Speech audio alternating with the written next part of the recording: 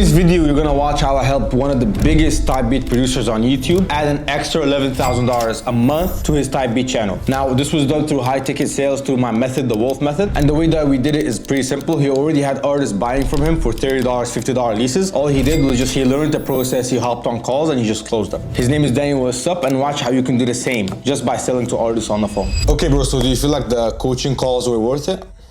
To be honest, bro, I feel like it was worth it for a couple of reasons. I don't know if like it's like the what the usual like producer will tell you, but you know, since I already had a big channel, the thing I do, and that's just like the way I think about things. It's I see an opportunity, I see someone else already taking advantage of the opportunity. I want to also take advantage of that, and the best way to do it is just take advice from literally someone who already does it. So that's literally what happened. So the opportunity was something good that you're actively doing. So I was like, okay, this guy knows his shit. I want to learn the same thing because I know I can make money with it. So it wasn't really too much for real. I think on my end, I actually closed 3-4 deals after that.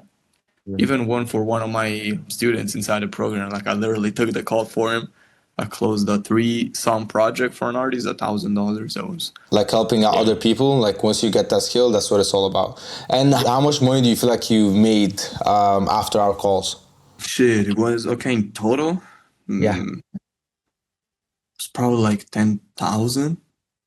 Cool. Even probably slightly more. I don't clearly know. Like I don't know the exact number, but it was really, bro. It's such a nice way. At least you know I'm talking as a type B producer, of course. It's such a nice way to like scale again because you focus on a skill. I just feel like it's something you have control over. You know, it's more. It's really tangible. You know what I'm saying? So before you got into high ticket sales and music, what was the biggest challenge that you were going through, sorry? When you were scaling, right now you're scaling to 50K a month. What was the biggest challenge right now before you got into high ticket sales with music? You know, I really like the YouTube type beat model, of course. The only thing I kind of like was in a position where, okay, I had this channel, I already did everything, like it's already scaled to its fucking maximum. So when I saw, you know, what you were doing, I was like, okay, this can literally be done with people, you know, from like the customers I get.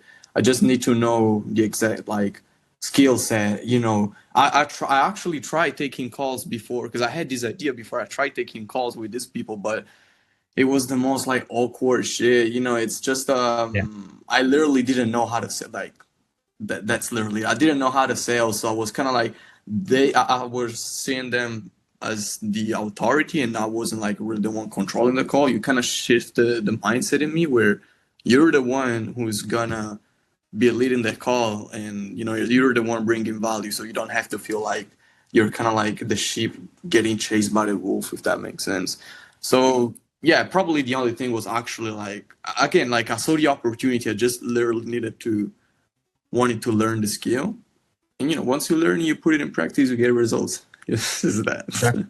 And you're already a great producer, like your type beats. People think that it's either sales or type beats. No, like it's both hand in hand because now you have a conversion system on the back end. And we were running it like me, you, and Donnie and AB. Fun, that was so much fun, bro. Yeah, bro. And you had an artist sell his dirt bike to buy your project. Yeah. Can you speak about that, bro? Yeah. Can you speak about that?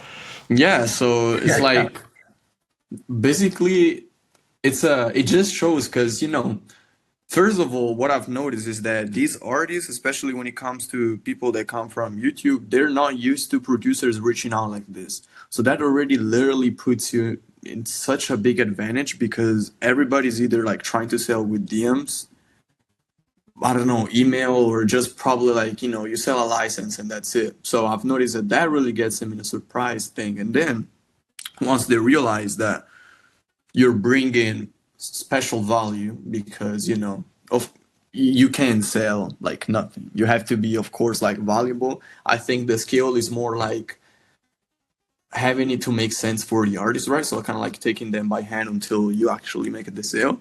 And yeah, for example, that dude you mentioned, I think it really like saw the value in what we're offering because it was such a well like made system where you still get them sold, but again, you have the offer that actually like confirms what you're selling pretty much.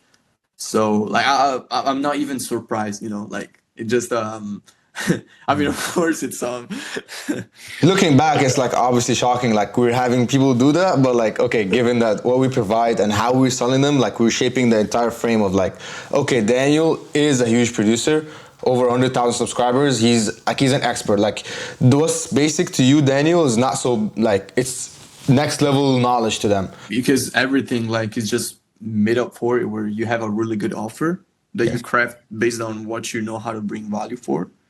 And again, the sale process is literally you taking by hand, like the person you're talking to change their beliefs. You know, we also talked about that in the call. I remember it's all about changing their belief to actually understand that's the right choice for them. Okay, let's do that. Let me ask you that then, because like a lot of producers get the objection of they think the artists don't have money to pay for stuff, but they just sell their beats like cheeseburgers. Like, hey, 50 beats for $30, or just like, and they trap themselves in a bubble, and they think that bubble is like the actual world. So for you, what was an objection that you used to get before you got into high ticket sales, and obviously before our coaching calls? And now that you're able to handle it, it's like, bro, it's so obvious. Like I could have actually handled that. Okay, this might not be the answer you want, but the thing is, I was such a trash motherfucker at taking these calls that I wasn't even getting to the point of having the objections because, bro, it's because, no, what I'm telling you, I was such bad at communication. The calls had no, like, I literally had no structure of how I even like where I wanted to get, if that makes sense. Yeah. And I think that's what now that I understand it, I also realize that that might be something that a lot of producers see wrong because you see all this, like for example, you're selling to artists. I don't think the goal has to be seeing artists only as a money making machine, right?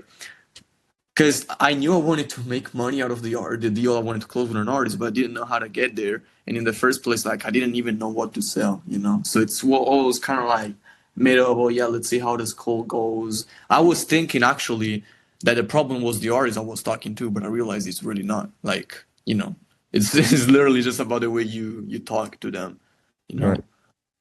So yeah, like I don't even think I got to the objection handling part because I really didn't even know how to get there, you know. So I'm glad. I'm super glad, bro.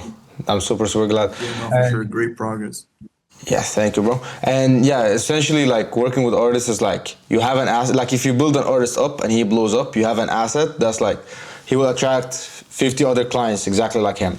And with your channel, you're already getting a lot of purchases, a lot of sale leases. Like you're already, like 2026, bro. I'm super excited for the way that you're gonna scale, bro. Nobody's ready for this. Honest to God, this is not for YouTube, but like you're in a very unique position. You're the biggest YouTube type beat producer I know. That's very knowledgeable about business, insanely coachable, and is fast to learn stuff. You're like one of my best clients to work with. Because like frankly, Like don't need much perfect. You don't need much explanation to like apply stuff, which is beautiful.